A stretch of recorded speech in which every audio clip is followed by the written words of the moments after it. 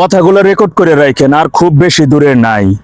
এই প্রজন্ম এই ভূমিতে থাকা রাজাকার, স্বাধীনতা বিরোধী ও তাদের সর্বশেষ শাবকদের একেবারে নিশ্চিহ্ন করে দিয়ে এক ঐতিহাসিক ইতিহাস সৃষ্টি করতে যাচ্ছে। আর সেই ইতিহাস মূলত যারা সেই যুদ্ধে অংশগ্রহণ করবে তারা হবে আগামীর সত্যিকারের সূর্য সন্তান। 1971 সালে যারা যুদ্ধে অংশগ্রহণ করেছিল সেই সকল বীর মুক্তিযোদ্ধাদের আমরা যেমন জাতির শ্রেষ্ঠ সন্তান হিসেবে তাদের সম্মান প্রদর্শন করি, ঠিক আগামীতে একটা সময় আসবে আজকের এই যুদ্ধে অংশগ্রহণকারীদেরকে একটা সময় আগামীর প্রজন্ম জাতির সত্যিকারের সূর্য সন্তান হিসেবে তাদের সম্মান প্রদর্শন করবে। 71 পরবর্তী মুক্তিযোদ্ধার একটা ছোট্ট ঘটনা বলি। বরিশালের ওই যে খেতাবপ্রাপ্ত বীর মুক্তিযোদ্ধা জনাব শাহজাহান ওমর সাহেবের ঘনিষ্ঠজনদের কাছ থেকে জানাই ইতিহাসটা একটু বলি। তারা 9 মাস যুদ্ধ শেষ করে যখন বাড়িতে ফিরে আসলেন তখন যে সকল রাজাকাররা এই মুক্তিবাহিনী ভাইদের স্ত্রী এবং মেয়েদেরকে ধরে নিয়ে ওই পাক মিলিটারির হাতে তুলে দিত, তারা ইসলাম কায়েমের কথা বলে সকল নারীদেরকে ধর্ষণ করত।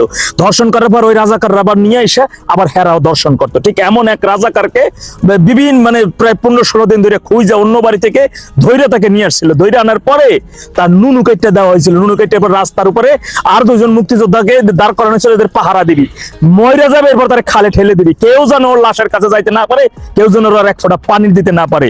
এভাবেই কিন্তু তার মৃত্যু নিশ্চিত করে খালে বাসাইতে হয়েছিল।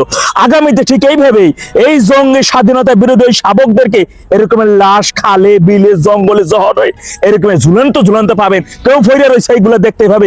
এই প্রজন্ম সেই ঐতিহাসিক ইতিহাসের সাক্ষী হইতে যাবে। 75 পরবর্তী সময় বঙ্গবন্ধুকে হত্যা করার পরবর্তীতে সেই হত্যাকারীরা দেশ বিদেশে যাইয়া মিডিয়ার সামনে এসে গাল ফুলে কথা বলছিল, তারা সাক্ষাৎকার দিছিল, তারা এইভাবে বঙ্গবন্ধুকে হত্যা করছিল।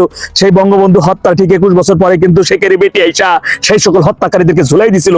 এই সাক্ষাৎকার গুলোই তাদের একটা সময় কাল হইয়া দাঁড়াইছিল। ঠিক 5 আগস্ট আপনারা দেখছেন যারা এই জঙ্গি হামলাটা চালাইছে, যে মেটিকুলাস ডিজাইনের কথা ডেভিল ইনুস সহ এই সকল জঙ্গিরা স্বাধীনতা বিরোধী বার্তা এবং শাবকগণেরা এক একজনকে এসে সামনে এসে ফোকাস করা হয়েছে, মাস্টার মাইন্ড, অমুক মাস্টার মাইন্ড, তমুক মাস্টার মাইন্ড, আহা এক দফা ঘোষক, হ্যাঁ, এই সকল অনেকগুলো আমরা পাইছি যেগুলো মিডিয়ার সামনেই আইসা একেবারে স্বঘোষিত যারা ওই যে এক দফা জঙ্গি হামলার ঘোষক যারা ছিল, এবং আপনারা দেখছেন যে আমরা অমুক থানা পুরাইছি, অমুক পুলিশকে পুরাইছি, এগুলো এদের স্বঘোষিত।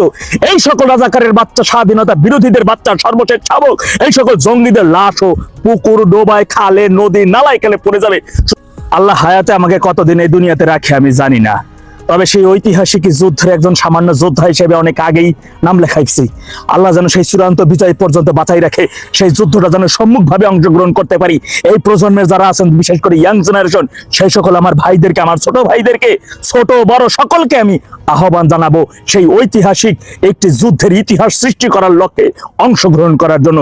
স্বাধীনতা, মুক্তিযুদ্ধ, মহান মুক্তিযুদ্ধের চেতনায় উজ্জীবিত হয়ে হাইজ্যাক হয়ে যাওয়ার স্বাধীনতা, সেই পূর্ব পাকিস্তান পুনরুদ্ধারের লক্ষ্যে যে সকল জামাতি জঙ্গি স্বাধীনতা বিরোধীরা, তাদের শাবকগণেরা ঐক্যবদ্ধ হয়েছে, তারা যেমন আমাদের স্বাধীনতা, মহান মুক্তিযুদ্ধের চেতনা মুছে দিতে চায়, সর্বশেষ স্মৃতি চিহ্নগুলো তারা মুছে দিতে চায়, তাদের বিরুদ্ধে আমাদের সোচ্চার হতে হবে। তাদের সর্বশেষ শাবকদের নিঃশ্বাস যত সময় পর্যন্ত এই মানচিত্রের মধ্যে বলবৎ থাকবে তত সময় পর্যন্ত আমাদের এই যুদ্ধ থামবে না, তত সময় পর্যন্ত আমরা সর্বাত্মক ভাবে যুদ্ধ চালিয়ে যাব। এই সকল সর্বশেষ শাবকদের চিরতরে আমরা নিশ্চিহ্ন করে দিই, আমরা বিজয় উল্লাস করব। আর এই প্রজন্মকে দেখায় এই জাতির এই সত্যিকারের সূর্য সন্তানদেরকে আগামীতে অনেক অন্য সকল প্রজন্মরাই তাদেরকে সবসময় সম্মান দেবে, স্যালুট জানাবে। ইতিহাস হয়ে থাকবে আগামীর সেই ঐতিহাসিক দিনগুলো। একেবারে রেকর্ড করে রাখেন, শতভাগ নিশ্চয়তা দিয়ে বলতেছি, এক ঐতিহাসিক ইতিহাস সৃষ্টি হতে যাচ্ছে। বাঙালি এই প্রজন্ম সেই ঐতিহাসিক ইতিহাস সৃষ্টি করতে যাচ্ছে, যে ইতিহাসে লেখা থাকবে স্বাধীনতার 55 বছর পরে স্বাধীনতা বিরোধী ও তাদের সর্বশেষ শাবকগণেরা, যারা স্বাধীনতার মূল চেতনা, স্বাধীনতার সর্বশেষ স্মৃতিস্তম্ভ, স্বাধীনতার ঐতিহাসিক ইতিহাস, মীমাংসিত ইতিহাসকে মুছে দিতে চেয়েছিল, তাদের সর্বশেষ শাবকদেরকে একেবারে নিশ্চিহ্ন করে দেওয়ার ঐতিহাসিক ইতিহাস ইনশাআল্লাহ। মাথায় রাখবেন, দেশ স্বাধীনের পরে হাজার হাজার মানুষ আফসোস করে বলেছিল, আহারে বঙ্গবন্ধু ডাকে সাড়া দিয়ে কেন যে মুক্তিযুদ্ধে অংশগ্রহণ করি নাই, তখন যে মুক্তিযোদ্ধাদের এত সম্মান না, এই বিষয়টা না, জীবনের মায়া ত্যাগ করিয়া দেশ গড়ার লক্ষ্যে মুক্তিযুদ্ধে অংশগ্রহণ করা এবং 9 মাস পরে সেই যুদ্ধে বিজয়ী হওয়া, এটি যে কত বড় একটা আনন্দের ছিল, এইখান থেকে তারা আফসোস করে কথাটা বলেছিল। আগামীতেও এই যে শেখের বেটির ডাকে সারা দিয়ে যারা সেই ঐতিহাসিক ইতিহাস সৃষ্টির লক্ষ্যে স্বাধীনতা বিরোধী তাদের সর্বশেষ শাবকদের নিশ্চিহ্ন করার উদ্দেশ্যে সেই যুদ্ধে যারা অংশগ্রহণ করবে না, তারাও একটা সময় আফসোস করবে, আমিও যে কেন সেই ঐতিহাসিক ইতিহাস সৃষ্টির লক্ষ্যে শেখেরি বেটিটাকে সারা দিয়ে কেন যে সেই যুদ্ধে অংশগ্রহণ করলাম না। তাই আমি আপনাদেরকে আহ্বান জানাবো, এই প্রজন্ম ছোট বড় সকলকে অনুরোধ জানাবো, সেই ঐতিহাসিক যুদ্ধে অংশগ্রহণ করার জন্য মানসিকভাবে সর্বাত্মক প্রস্তুতি নেন। প্রলয় হবে, আপনি অংশগ্রহণ করলেও প্রলয় হবে, আপনি না করলেও প্রলয় হবে। প্রলয় কেউ ঠেকাইতে পারবে না যত সময় পর্যন্ত একটা রাজাকারের বাচ্চা জীবিত থাকবে। সাম্প্রতিক সময়ে ভয়ঙ্কর মিথ্যাচার এবং স্তুতি বাক্য এর একটা প্রতিযোগিতা শুরু হয়েছে। এটা নিয়ে জনমনে হাস্যরসের সৃষ্টি হয়েছে। কেউ কেউ মনে করেন এটা পশ্চিম বাংলার মিরাকেল, বাংলাদেশের হাস্য, এই জাতীয় টেলিভিশনে যারা অংশগ্রহণ করে মানুষের আনন্দের খোরাক যোগান এমন অবস্থার সৃষ্টি করছে। কিন্তু রাজনীতিকদের কাছ থেকে সেটা কি কোনোভাবে কাম্য? আমার দৃষ্টিতে কোনোভাবে কাম্য না। তেমন একটি বিষয় নিয়ে আজ কথা বলতে চাচ্ছি। বিএনপির স্ট্যান্ডিং কমিটির সদস্য ডক্টর মঈন খান সিটিজেন ফোরাম নামক একটি সংগঠনের ঢাকার 5 তারকা হোটেলে আয়োজিত সেমিনারে অংশ নিয়ে বলেছেন, যত অসাংবিধানিক কাজ হয়েছে সবগুলি বৈধ হয়ে যাবে ডক্ট্রিন অফ নেসেসিটি এই থিওরির উপরে। ডক্ট্রিন অফ নেসেসিটির সহজ সরল শব্দ হচ্ছে অনিবার্য প্রয়োজন ছিল বা প্রয়োজনের তাগিদে। এখন ডক্টর ইউনূস ক্ষমতা দখল করেছিলেন, এটা কি অনিবার্য প্রয়োজন ছিল? অবশ্যই না।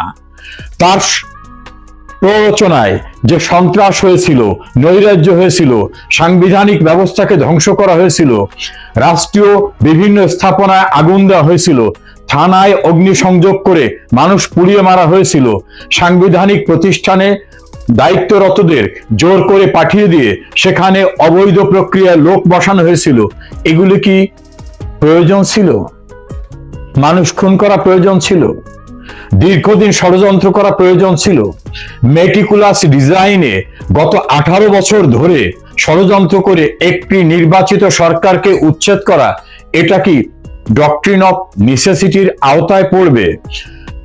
দেশের প্রায় সকল পুলিশ স্টেশনে আগুন দিয়ে অসংখ্য পুলিশ কর্মকর্তা, পুলিশ সদস্যদেরকে নির্বিচারে হত্যা করা, এটা কি প্রয়োজন ছিল?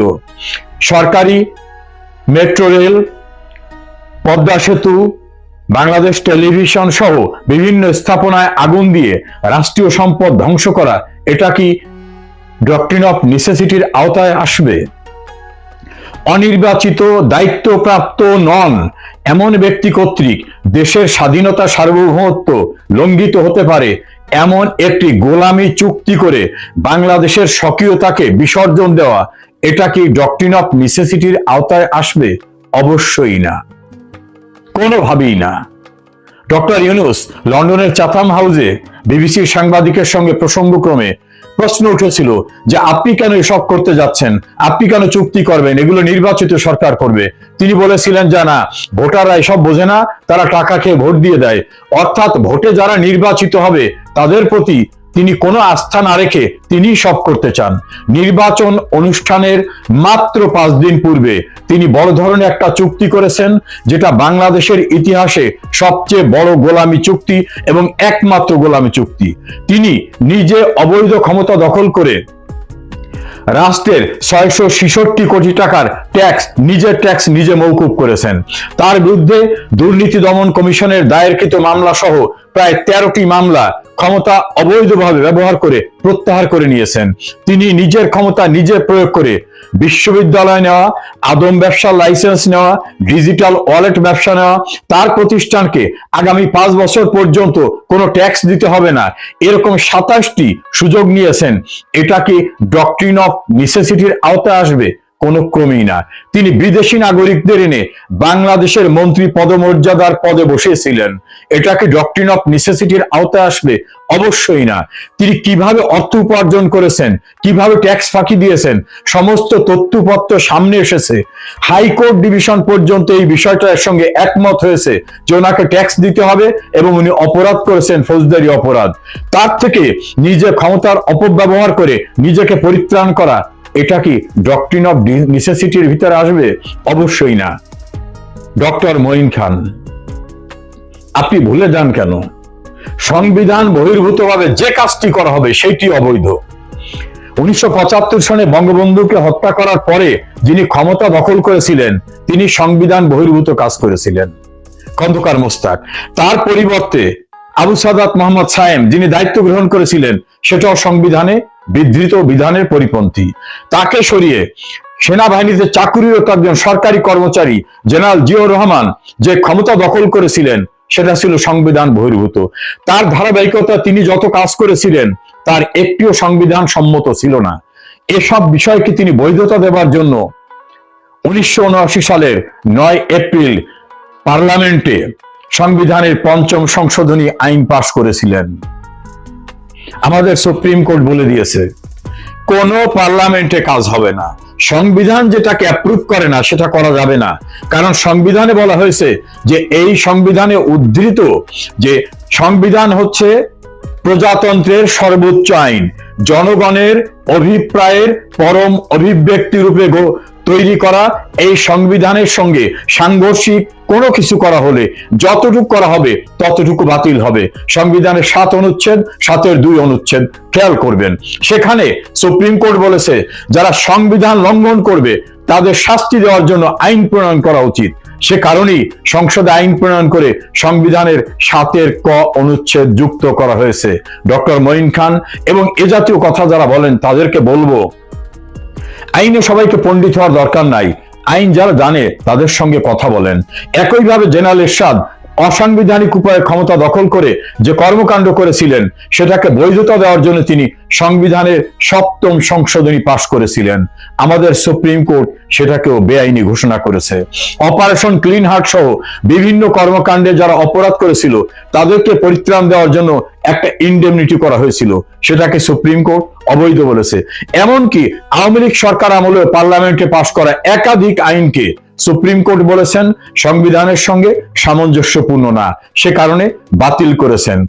জিয়াউর রহমানের শাসন আমলে, খালেদা জিয়ার শাসন আমলে, এরশাদের শাসন আমলে, পরবর্তী ধারাবাহিকভাবে বিভিন্ন সরকার আমলে যখনই সংবিধানের সঙ্গে সাংঘর্ষিক কোন আইন করা হয়েছে সেই আইনকে সুপ্রিম কোর্ট বাতিল করে দিয়েছে। অর্থাৎ দেশের সুপ্রিম ল অর্থাৎ সুপ্রিম ল অফ দি ল্যান্ডের সঙ্গে সাংঘর্ষিক, আউট অফ হ্যাস, ইনকনসিস্টেন্ট যেটাই হবে সেটা অবৈধ। ডক্টর ইউনূস এবং তার কৃতকর্মের ধারাবাহিকতায় আপনারা যা কিছু করবেন সবটাই অসাংবিধানিক। মনে রাখবেন, অসাংবিধানিক কর্মকাণ্ড করা ব্যক্তিদের প্রোটেকশন দেওয়ার জন্য 5ম সংশোধনী, 7ম সংশোধনী করা হয়েছিল। সেই প্রোটেকশন নিয়ে তারা দাম্ভিকতার সঙ্গে বলতো আমরা সাংবিধানিক ভাবে প্রোটেক্টেড, কেউ আমাদের কিছু করতে পারবে না। তাদের দর্প চূর্ণ হয়েছে। বঙ্গবন্ধুর খুনিদের বিচার হয়েছে, যুদ্ধ অপরাধীদের বিচার হয়েছে, বুদ্ধিজীবী হত্যাকারীদের বিচার হয়েছে, বড় বড় অপরাধ যারা করেছেন তাদের বিচার হয়েছে এবং অবৈধ ক্ষমতা দখলকারীদের সকল কৃতকর্মকে রাষ্ট্রদ্রোহিতা, তস্করের কাজ, চর দখলের মতো অসাংবিধানিক হিসাবে সুপ্রিম কোর্ট রায় দিয়েছে। ডক্টর ইউনূসের অবৈধ কর্মকাণ্ড কোনোভাবেই ডক্ট্রিন অফ নেসেসিটিতে কোনোভাবেই কভার করবে না। ডক্ট্রিন অফ নেসেসিটি এই প্রিন্সিপাল যারা সেটেল করেছিলেন সুপ্রিম কোর্ট, তারাই রায় দিয়ে বলেছেন অসাংবিধানিক কোনো কিছুকে বৈধতা দেবার কোনো সুযোগ নাই। ফলে যত অপরাধ সংগঠিত হয়েছে, today or tomorrow, sooner or later, এটার বিচার হবেই এবং যে সকল দুর্নীতির অভিযোগ প্রত্যাহার করা হয়েছে, ট্যাক্স মওকুফ করা হয়েছে, এটা অবৈধ, এটা অবশ্যই কনসিকুয়েন্সের ভোগের জন্য প্রস্তুত হতে হবে যারা করেছেন তাদের এবং যারা এটাকে অ্যাপ্রুভ করবেন তাদেরকেও। এই শিক্ষা, মাদ্রাসার শিক্ষাগুলোতে শিখে কারা? যারা শিখে তাদের অনেকের সাথে আমার পরিচয় আছে। তাদের ভিতরে একটা ধারণা জন্মায় যে আমরা মাদ্রাসায় পড়ি তার মানে বেহেশত আমি কিনে ফেলছি, আলটিমেট বেহেশত। কিন্তু সমাজ উন্নয়নের দরকার আছে। এই মানুষগুলো, যে মানুষগুলো আশরাফুল মুখলুকাত বলা হয়, সেই মানুষগুলো যখন একেবারে ইতর প্রাণীর মতো কাজ করে সেখানে কিন্তু তাদের ভিতরে কোনো ব্যবস্থা নেই। সেই মাদ্রাসায়, মসজিদে সমাজে 2 দিন আলোচনা হবে, তারপরে আবার বা অনেক জায়গায় দেখা যায় যে সে একটা মেয়েকে ধর্ষণ করলো ইমাম, পরে ওই গ্রামের লোকজন বসে তার সাথে বিয়ে দিয়ে দেয়। এই যে একটা অদ্ভুত যে প্র্যাকটিস, এই প্র্যাকটিস গুলো কিন্তু এইভাবে মানুষকে আশকারা দেয়, ওদেরকে ওদের এই যে অসভ্য যে ইতর প্রাণীর মতো যে কাজগুলো, সেটাকে আপনার এক প্রকার এন্ডোর্সমেন্ট, স্বীকৃতি বলা হয়। তো ওরা তো যেখানে যায়, বাংলাদেশ ছেড়ে যখন এখন সুযোগ আসছে পৃথিবীর বিভিন্ন দেশে যাওয়া যায়, বাংলাদেশের একটা সুনাম আছে, সেই সুনামটা নিয়ে ভিসা নিয়ে চলে যাচ্ছে, বা বিভিন্ন ইয়াতে আমেরিকা তো এর আগে আপনার OP1 OP তারপরে আরো কতগুলো প্রোগ্রামে ওখান থেকে বাংলাদেশ থেকে নিয়ে আসছিল, কাজের বেটি কাজের মেয়েদেরও নিয়ে আসছিল। ওরা চাচ্ছিল যে যে একেবারে নিম্ন শ্রেণীর কাজ, আমেরিকানরা তো আর সব কাজ করে না, তারা অন্য মানুষকে দিয়ে করায়। আগে এখানে দাস প্রথা ছিল, দাসদের দিয়ে যা করাইতো ওই কাজগুলোই এখন বা এই তৃতীয় বিশ্বের দেশগুলো থেকে আমাদের ওখান থেকে আমাদের লোকজন গুলো তো সেই ওয়ার্ড জব গুলো করার জন্যই একেবারে হয়ে থাকে, মুখিয়ে থাকে যে এখানে আসলে ডলার পাওয়া যাবে। তো এই হুজুররাও এখন আল্লাহর নামের চাইতে ডলারের দাম তাদের কাছে বেশি, সেই ডলারের জন্য এই হুজুরগুলো, এই ইতর প্রাণীগুলো এরা এখন আমেরিকায় পৌঁছে গেছে, ব্রিটেনে পৌঁছে গেছে। তো ওদের যে খাসলত, ওদের যে বদ অভ্যাস, সেই অভ্যাসগুলো এখানে বসে মসজিদে বসেও করে বসছে। কিন্তু এটা তো বাংলাদেশ সমাজ না, বাংলাদেশের আইন কানুন না, বাংলাদেশের অ্যাডমিনিস্ট্রেশন না। এখানে লন্ডনে তো একটা ইন্টারন্যাশনাল একটা অর্ডার এখানে আছে। লন্ডনে যেমন আপনার আছে যে পুলিশের যে আছে, ট্রেনিং সেন্টারটা যে আছে, স্কটল্যান্ড ইয়ার্ড যে ট্রেনিং, সারা পৃথিবীর পুলিশ সুপিরিয়র যে ট্রেনিংটা দেওয়া হয়, সানহার্স আছে ট্রেনিংটা দেওয়া হয়। আমেরিকা তো এরকম আছে, যেখানে এই আমেরিকার সেনাবাহিনীতেও যারা, ব্রিটেনের সেনাবাহিনীতে যে সৈনিক গুলো কাজ করে, যে অফিসার গুলো, তাদের ভিতরে যে মানবিক গুণাবলী, সেগুলো আপনি দেখলে অবাক হয়ে যাবেন, তাজ্জব হয়ে যাবেন যে ওরা যে এত যুদ্ধ বিগ্রহ, জীবন নিয়ে, লাইফ এন্ড ডেথ নিয়ে তারা কাজ করে। সামরিক বাহিনীর লোকদের তো জীবন মরণ ওয়ার্ক, যে কখন মারা যাবে তা কেউ জানে না, কোন গুলিতে কখন মারা যাবে। তারপরও তাদের ভিতরে যে তারা কিন্তু কখনো সেলফিশ হয় না, তারা দেশের জন্য চিন্তা করে, সমাজের জন্য চিন্তা করে, মানুষের জন্য চিন্তা করে, তার নিজের জন্য, তার আত্মীয়র জন্য। মোট কথা তাদের ভিতরে যে মানবিক গুণাবলী, যে হিউম্যান কোয়ালিটি, এইটা আমাদের মাদ্রাসা সর্বোচ্চ মানে প্রতিষ্ঠিত মানে পবিত্র জায়গা, মসজিদ মাদ্রাসা, আমরা যে ধর্মের কথা বলি, সেই আমাদের ধর্মের পবিত্র জায়গা থেকে এরা সবচেয়ে ইতর প্রাণীর মতো কাজ করে। সেই অভ্যাস তো আমেরিকা নিবে না, লন্ডন নিবে না, কেউ নিবে না, পৃথিবীর কোনো জাতি নিবে না। এ পর্যন্ত বাংলাদেশ থেকে এই লোকজন যারা অশিক্ষিত, এদেরকে আমি অশিক্ষিতই বলবো, এরা কিন্তু শিক্ষিত নয়। কয়েক লাইন যে কোরআন শরীফ আর দুই একটা কিতাব পড়ে ওর ভিতরে কি জানলো, কিন্তু ওদের তো আর কোনো শিক্ষা তো পাইলো না ওরা, যার জন্য এখানে এসে ওরা ধরা খাচ্ছে। এই যে বাংলাদেশের পাসপোর্ট নিয়ে আসছে লন্ডনে, সে তো বাংলাদেশি হিসেবে তার নিউজ হলো যে তাকে কয় বছরের সাজা দিছে, তাকে যাবজ্জীবন 20 বছরের সাজা, 20 বছরের যাবজ্জীবন কারাদণ্ড, এরকম একটা অপকর্ম করার জন্য। বয়স্ক লোক, অনেক বয়স্ক লোক। বাংলাদেশে যারা আমরা বাঙালিরা, আমাদের বাঙালিরা ওখানে যারা বড় বড় পজিশনে আছে, অনেক হাইলি কোয়ালিফাইড লোকজন আছে, ইঞ্জিনিয়ার আছে, ডাক্তার আছে, সায়েন্টিস্ট আছে, আপনার সরকারি চাকরি করে, পুলিশে চাকরি করে, ভালো ভালো চাকরি করে।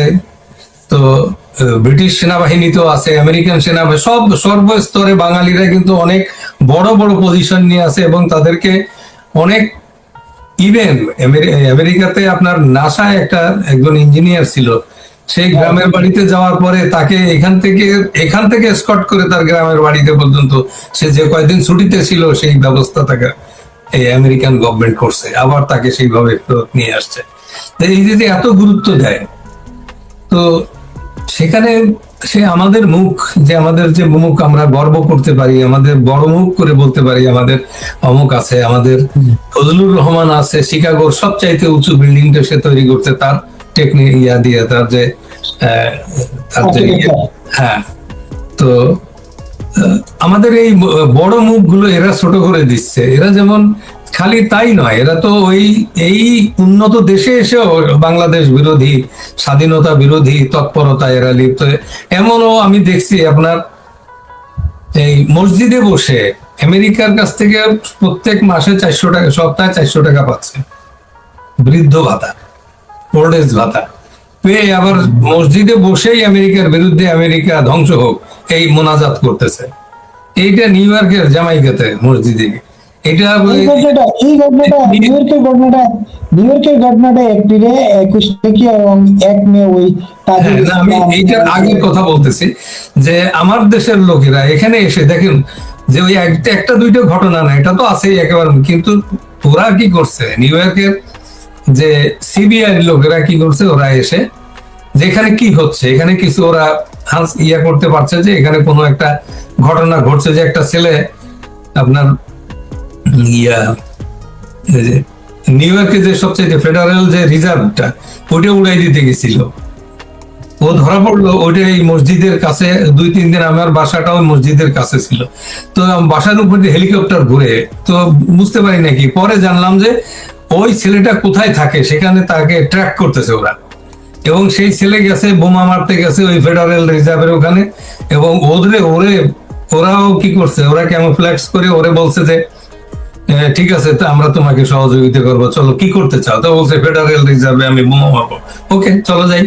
তো এইভাবে যারা ওরে ধরবে তাদের ট্র্যাপে পড়ে, তারপরে ওই সময় এই তৎপরতা বেশি ছিল, যার জন্য এই মসজিদে আবার ওই FBI এর লোকেরা করছে কি, ওরা ছদ্মবেশে বাংলা শিখে এসে ছদ্মবেশে এসে ওই মোনাজাতে পার্টিসিপেট করছে, করে ওই মোনাজাতের ব্যাখ্যাটা এনে আবার FBI এর কাছে দিয়ে দিছে যে ওরা এই করতেছে। পরে দেখা গেল যে যারা মোনাজাত করছে তার 90% হচ্ছে এই গভর্নমেন্টের কাছ থেকে বেনিফিট পায় প্রত্যেক ইয়াতে। এতে করে হয়েছে যে আমাদের দেশ সম্পর্কে, মানুষ সম্পর্কে, আমাদের সম্পর্কে হয় কি, এদের ধারণাটাও নষ্ট হয়ে যায়। এরা আরব দেশে তো আমাদের দেখলে সে গরিব বড় লোক সবাই মিসকিন বলে, 2-1 ছাড়া। তো এরকম নিজের দেশে, আমি এখানে যারা যখনই আমরা বিদেশে আসব, আমাদের মনে রাখতে হবে যে আমরা অ্যাম্বাসেডার, আমরা বাংলাদেশের একজন অ্যাম্বাসেডার হিসেবে আমরা এখানে কাজ করব। এই কথাটা মনে রাখলেই তখন বোঝা যাবে যে আপনি আসলে একজন সত্যিকারের নিষ্ঠাবান বাঙালি। আপনি বাংলার ইজ্জত, আপনার দেশের ইজ্জত সম্পর্কে আপনি মনে করেন যে আপনার ইজ্জত আর আপনার দেশের ইজ্জত এক, সেইভাবে আপনি কাজ করবেন। তো এখানে তো এরা তো দে আর নট এনলাইটেন্ড এই ব্যাপারে, তাদের শিক্ষা নাই, কি করবেন আপনি?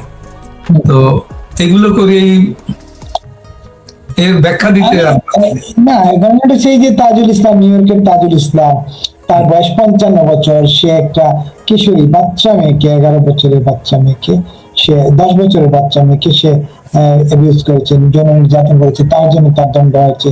আবার আপনি লন্ডনের যে হালিম খান, সে একটা ঘটনা না, তার বিরুদ্ধে 21টা অভিযোগ। চিন্তা করেন এই বয়স্ক লোকটা। এই খবরগুলো তো বিশ্ব মিডিয়া, মানে লন্ডন, ব্রিটেন বা আমেরিকান মিডিয়াগুলো, এখন আমি মনে করি বাংলাদেশের গভর্নমেন্টেরই ব্যবস্থা নেওয়া উচিত। এখানে এমবাসিকে বলা যে ওদেরকে ধরে এনে সরি বলে এদেরকে নিয়ে আসো, নিজেরা রিপোর্ট করে নিয়ে যাও, নিয়ে ওদেরকে শাস্তি দাও, এবং দৃষ্টান্তমূলক শাস্তি দিলে তখন এইগুলো মানুষের কাছে একটা উদাহরণ হয়ে থাকবে।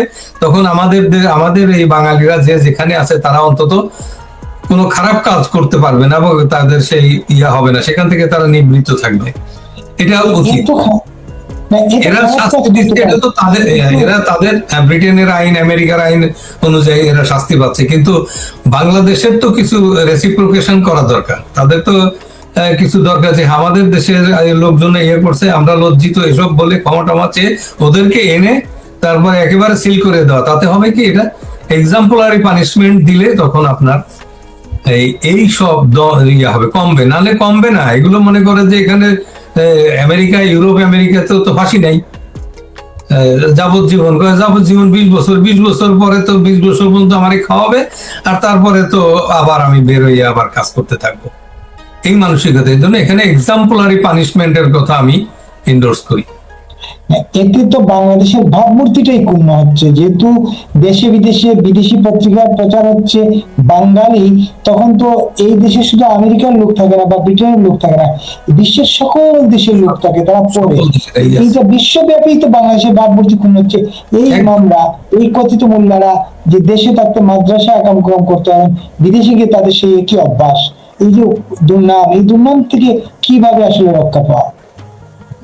আছে কিছু এই ধরনের একেবারে ইতর প্রাণীর মতো কাজ এখানে ইউরোপ আমেরিকাতে আমরা দেখি না। আমেরিকাতে আছে কিছু, ধরেন আপনার ল্যাটিন আমেরিকা এবং এই ইয়াতে এই দেশগুলোর থেকে যেমন এল সালভেদার, নিকারাগুয়া, তারপরে আরো কতগুলো দেশ আছে যেখান থেকে কিছু ক্রিমিনাল এখানে ঢুকে পড়ে মেক্সিকো থেকে।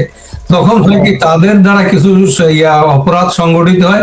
সে অপরাধ গুলো হচ্ছে ধরেন স্মাগলিং করে, অন্য কিছু করে, তারপরে তারা টেরোরিজম করে, হত্যা টত্যা চালায়, এই ধরনের এক্সট্রিমিস্ট কাজ টাজ করে।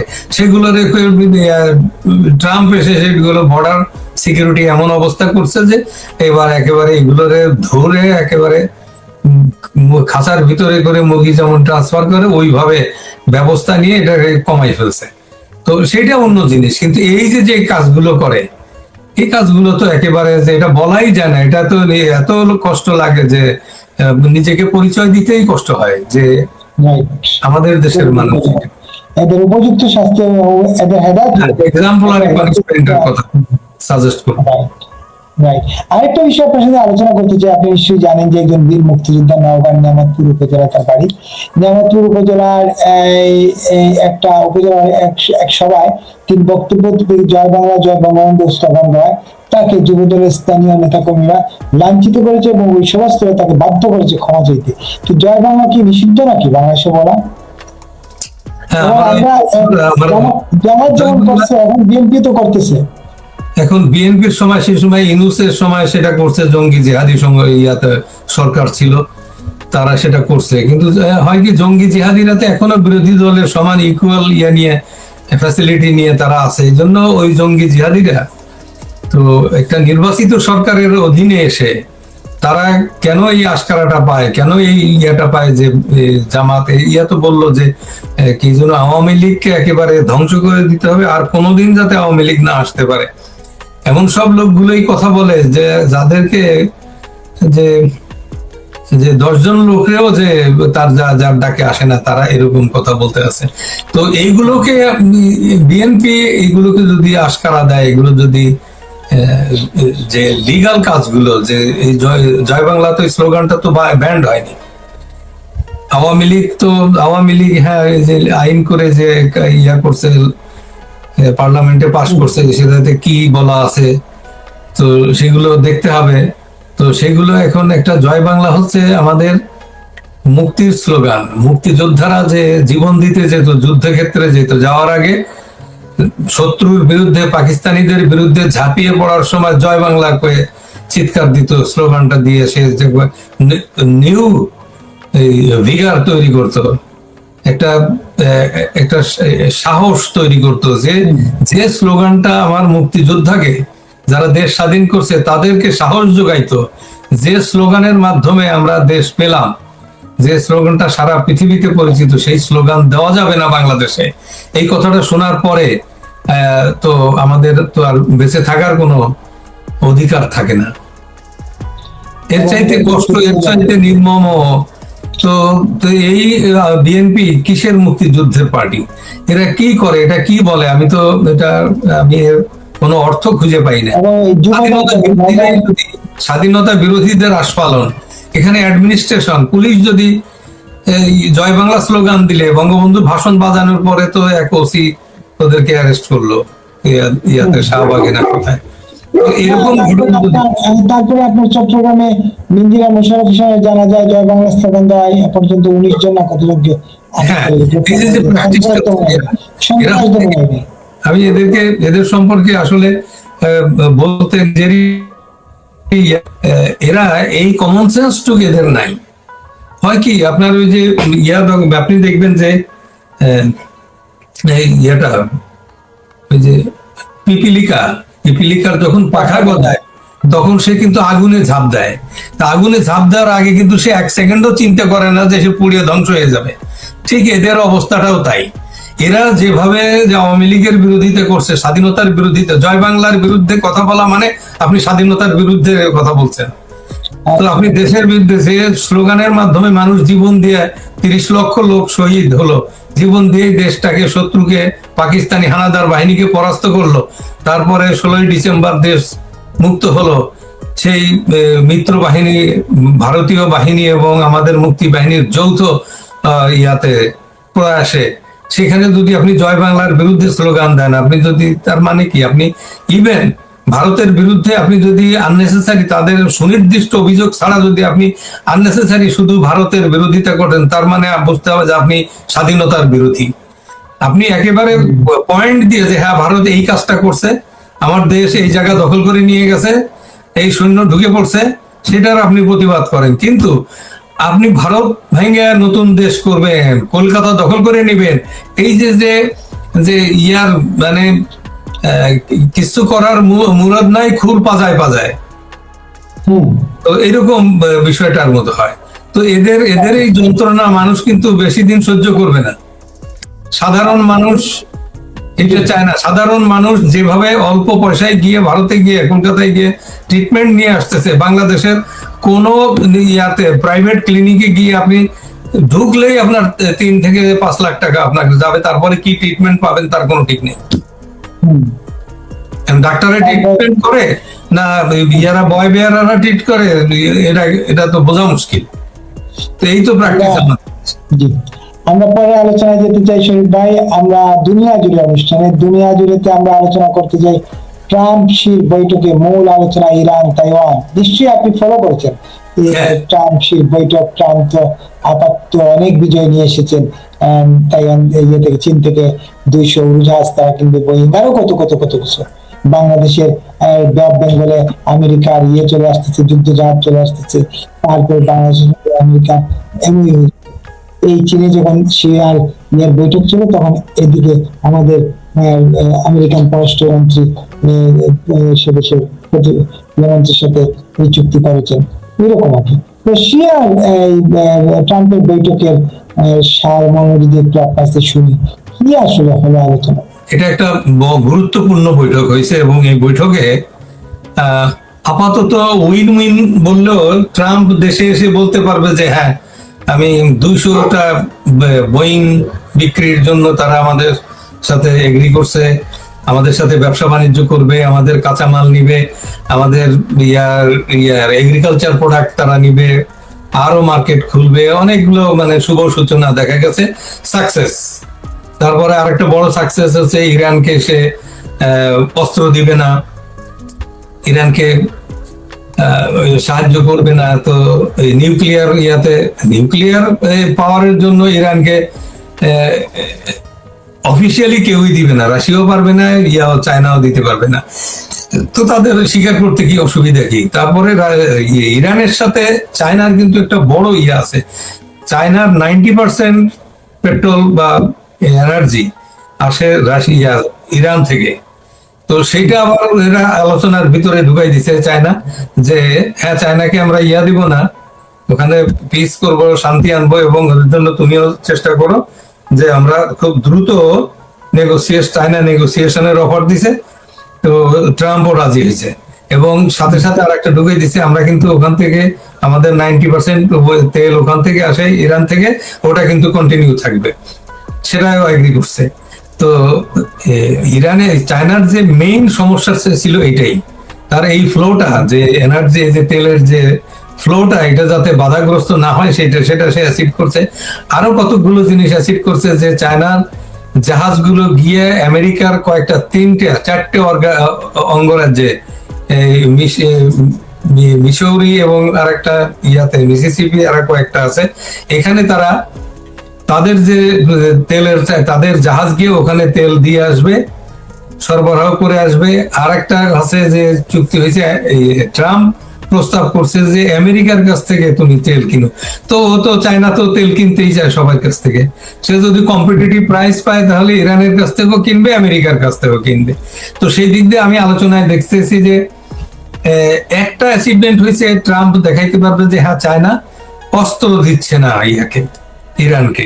তো অস্ত্র এ পর্যন্ত যে অস্ত্র রাশিয়া এবং চায়না সরবরাহ করছে ইরানকে, সেগুলো কোনোটাই বৈধ পথে যায়নি। ওটার ওই সাগর দিয়েও অন্যভাবে এটা যায়, তার একটা রুট আছে আলাদা, সেটাকে কেউ ঠেকাইতে পারে না, সেটা সম্পর্কে বলারও কিছু নেই।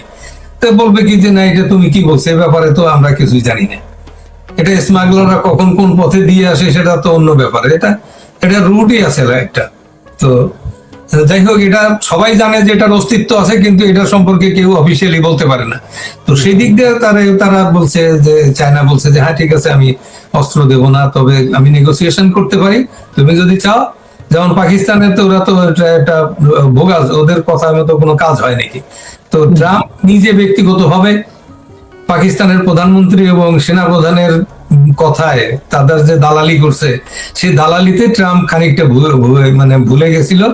তো মনে করছে যে ইরান বুঝি তার সেই পাকিস্তানের মুসলমান, এই কথা শুনিয়ে কাজ করে। কিন্তু এটা সে ক্যালকুলেশনে ভুলে গেছে যে পাকিস্তান কিন্তু সৌদি আরবকে তার দিছে, তার ফাইটার প্লেন গুলো গিয়ে স্কোয়াড্রন গিয়ে ওখানে নামছে, নেমে কি করবে, ইরানরে যদি আক্রমণ করতে হয়, সৌদি আরব যদি ইরানকে আক্রমণ করে, তাহলে এই ফাইটার গুলো এবং এই পাইলট, পাকিস্তানের পাইলটরাই ওখানে ইরানের বিরুদ্ধে যুদ্ধ করবে।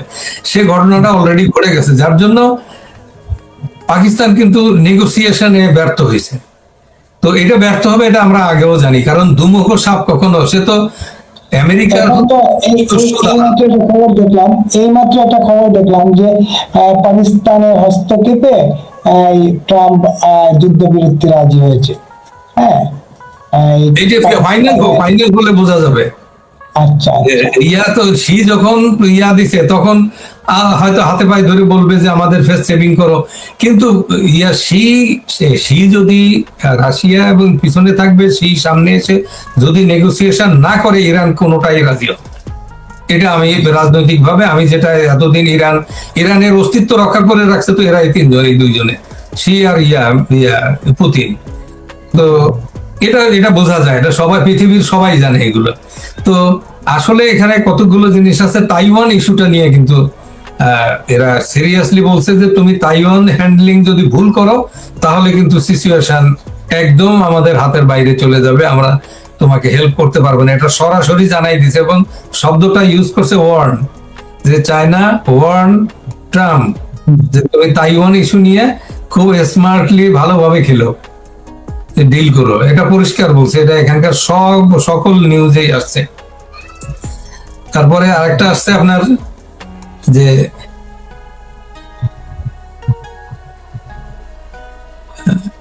আপনার রেয়ার আর্থ মিনারেল, আমেরিকার আপনার 90% rare earth mineral, rare earth mineral, এই কথা এটা নিয়ে আসছে, কারণ চায়নার 90% সাপ্লাইয়ার কিন্তু চায়না, আমেরিকা যে কনজাম্পশন করে, কার জন্য করে, সব এটা কিন্তু মিলিটারি এবং যে গাড়ি এবং বিভিন্ন ইন্ডাস্ট্রিতে এই রেয়ার আর্থ মিনারেলটা লাগে।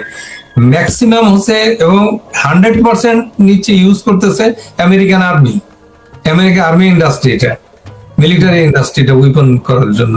তো ওইটা যদি চায়না এখনই বন্ধ করে দেয়, আমেরিকা শুরু করছে আপনার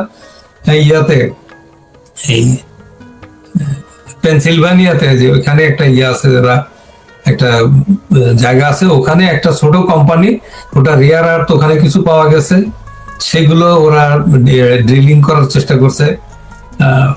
তো সেটা সময় লাগবে, এটা 5 বছর সময় লাগবে ওটাকে প্রোডাকশনে যেতে। তো এর আগে বাই দিস টাইম যদি হঠাৎ কোনো কারণে এই দুইটা জিনিসে খুব অরিড ছিল, যে ইয়ার লাইফ লাইনটা, চায়নার হেল্পিং লাইফ লাইনটা ইরানের জন্য এটা কাট আপ করা, আর এই রেয়ার আর্থ মিনারেলটা যাতে স্টপ না হয়, এই জন্য যে রিকোয়েস্ট করতে গেছিল মোটামুটি। তো তাতে তারা চায়নাও এই আলোচনায় ট্রাম্পকে পেয়ে, সেও মোটামুটি তার ব্যবসা বাণিজ্য মোটামুটি যা যা তার দরকার সেগুলো সে মোটামুটি অ্যাচিভ করছে। তাতে শুধু আপনার তাইওয়ান ইস্যুটাও কিন্তু, ওখানে তাইওয়ানের একটা বিশাল ব্যাপার আছে এখানে, হচ্ছে যে আপনার ওই চিপস গুলো যে ইউজ হয়, সেমিকন্ডাক্টর যে ওই প্রোডাক্ট গুলো, এইটা এইটা সারা পৃথিবীতে 90% সাপ্লাই দেয় হচ্ছে তাইওয়ান। এরা খুব সফিস্টিকেটেড ইকাটা তৈরি করছে। তো এই জন্য চায়নাও এটার সাথে, চায়নাও চাচ্ছে ইদানিং যে তাইওয়ানের সাথে একটা, তাইওয়ানের যে নতুন নেতৃত্ব আসতেছে সেখানে নেতৃত্বকে চীনপন্থী একটা নেতৃত্ব নিয়ে আসার চেষ্টা করতেছে, তাতে তাইওয়ানের বিরুদ্ধে চায়নার যুদ্ধ করা লাগবে না। আর তাইওয়ানের মানুষও দেখছে যে চায়নার সাথে এই এনিমিটি করে লাভ কি হচ্ছে, শুধু আমেরিকার কাছ থেকে যা কামাই করতেছি টাকা পয়সা, আমরা টেকনোলজি ইউজ করে তা তো সব আমেরিকারই দিতে হচ্ছে যুদ্ধ বিমান কেনার জন্য, যুদ্ধ ওয়ার ম্যাটেরিয়াল কেনার জন্য। এই সেন্সটা তাইওয়ানের মানুষের ভিতরেও আসছে। তো যার জন্য এখানে একটা শান্তিপূর্ণ সমাধানও হয়ে যেতে পারে। তারপরও চায়না কিন্তু ভীষণ ভাবে ওটাকে, তাইওয়ানটাকে ঘিরে রাখছে তার সেই বিমান সাবমেরিনটা সবকিছু দিয়ে। তো এটা তো সে করবেই তার একেবারে পেটের ভিতরে এখানে। তারপরে সাউথ চায়না সিতে যেমন আমেরিকার একটা প্রেজেন্স ছিল, সেই প্রেজেন্সটা কিন্তু চলে গেছে ইদানিং চলে গেছে ওই গালফ চলে গেছে ইরানের জন্য, হরমুজ প্রণালী ঠিক করার জন্য। তো সেই দিক দিয়ে আমেরিকা মনে করছিল যে হঠাৎ স্বপ্নের মতো ওই যে ভিদি যে এলাম, দেখলাম, জয় করলাম, এরকম একটা কারবার যেমন করছে ভেনেজুয়েলাতে প্রেসিডেন্ট স্বপ্নের মতো মনে করছিল যে ইরানকেও তাই করা যাবে। কিন্তু এরা ভুল করছে যে ইরানে কিন্তু কনভেনশনাল আর্মি নাই। ইরানে আর্মি আছে রেডিকাল আর্মি, জঙ্গি জিহাদি আর্মি তাদের। এরা হচ্ছে কি যুদ্ধের জন্য যুদ্ধ করে না, জীবন দেওয়ার জন্য যুদ্ধ করে, দেশের জন্য জীবন দিতে। আর তারপরে 31টা দেশে টোটাল ইরানকে 31 ভাগে ভাগ করা হয়েছে। ভাগ করে সেখানে এই আর্মি গুলোকে আলাদা ইন্ডিপেন্ডেন্সি দেওয়া আছে যে তুমি তোমার ওইতে দেশকে রক্ষা করো। এখানে ওরা কিন্তু আর্মির ভিতরে গণতন্ত্র চালু করছে। ইরানে কিন্তু গণতন্ত্র আছে, এই যে প্রেসিডেন্ট নির্বাচিত হয় এখানে কিন্তু খুব কন্টেস্ট হয়। তারপরে এই যে আয়াতুল্লাহ নির্বাচিত হয় সেগুলোও কিন্তু ওখানে এই বিরাট একটা কয়েক হাজার লোকের একটা স্পেশাল কাউন্সিল আছে, সেই কাউন্সিলে আয়াতুল্লাহ নির্বাচিত হয়।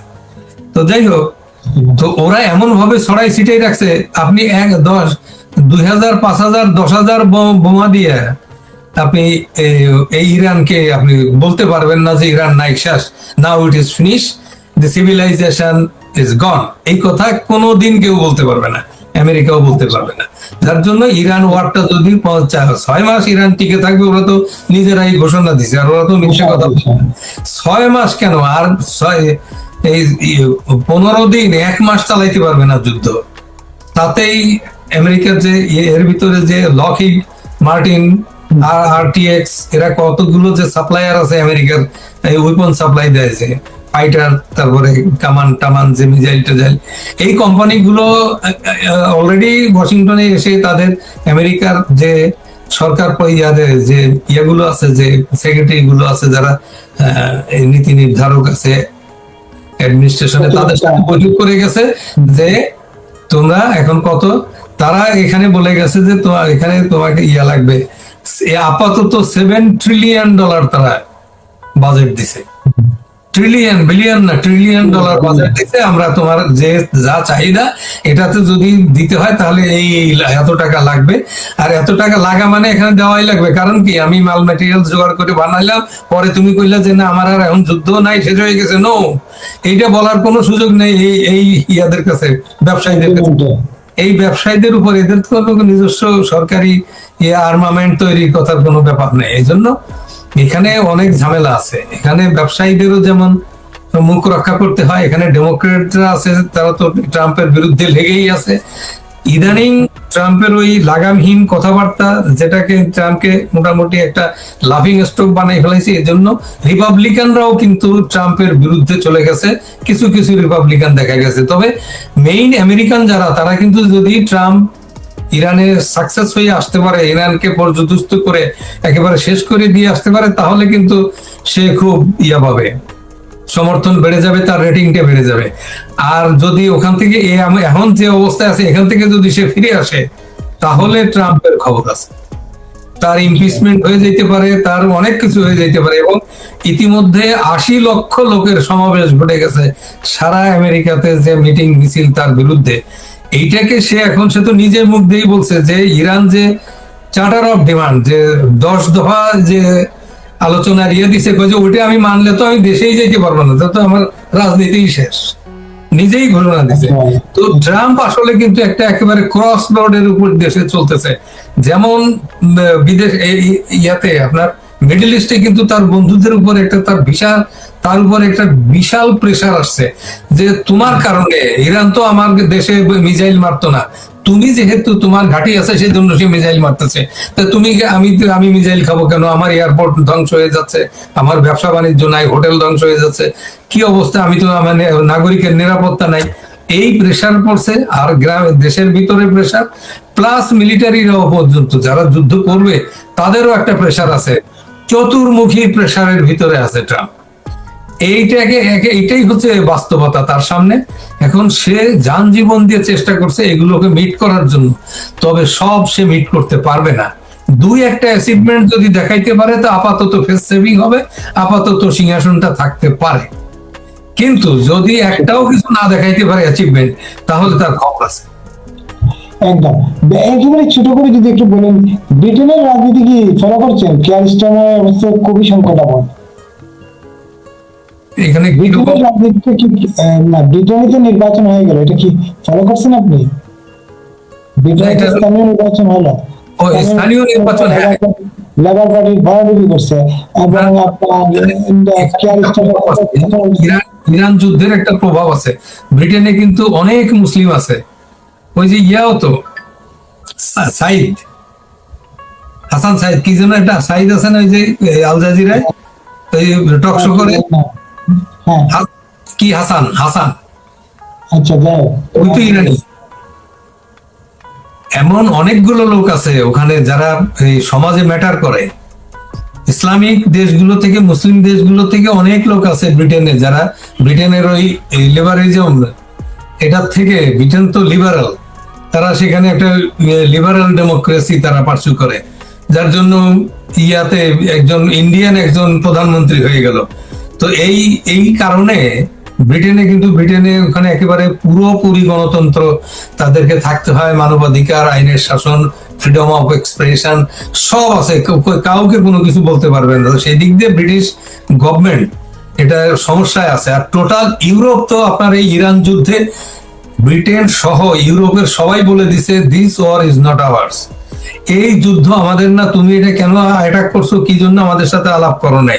ন্যাটোও বলছে, বলছে, ইউরোপীয় ইউনিয়নও বলে দিছে, ইউরোপেরা সবাই, জার্মান থেকে শুরু করে ফ্রান্স তো একেবারে সরাসরি ওখানে তার যে যুদ্ধ জাহাজ ছিল ইয়ার কাছে মিডল ইস্টে, ওখানে সে সরাই নিয়ে গেছে। তো এরকম ঘটনা, ইউরোপ যদি তার সাথে না থাকে, ন্যাটো তার সাথে না থাকে, তারপরে দেশের ভিতরে যে সমস্যা, তো এই সব মিলে মিডল ইস্ট তো দেখতেছে যে আমরা এখন কি করব, আমেরিকার সাথে থাকবো না ছেড়ে দিয়ে আমরা চলে আসবো। কিন্তু এই মিডল ইস্টের ওরাও, ট্রাম্প যেমন সমস্যায় আছে, মিডল ইস্টের দেশগুলো কিন্তু সমস্যা আছে ইরান ছাড়া। ইরানের তো কিছু নেই, হারাবার কিছু নেই, কারণ ও বেঁচতে যাবে।